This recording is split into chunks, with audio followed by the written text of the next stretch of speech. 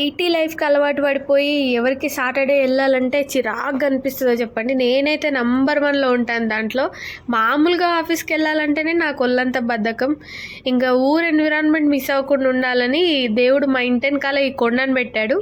లేదు కొండ వెనకాలే మేము ఇల్లు తీసుకున్నాము. మంచిగా ఉంటుంది ఎన్విరాన్మెంట్ అయితే. ఏమంటారు, ఈరోజు ఒక్కరు కూడా లేరు.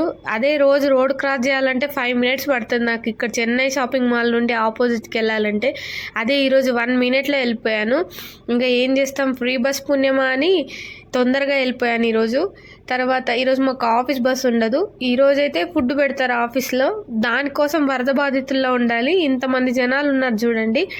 ఇక్కడ మళ్ళీ ఐడి ఎంటర్ చేసుకొని అక్కడ ప్లేట్లు పట్టుకొని ఫుడ్, ఎందుకంటే అంతమంది చాలా రిక్రూట్ చేసుకున్నారు, ఇంకా రిక్రూట్మెంట్ చేసుకుంటున్నారు. మీలో ఎవరికైనా కావాలంటే చెప్పండి నాకు, జాబ్ ఆఫర్.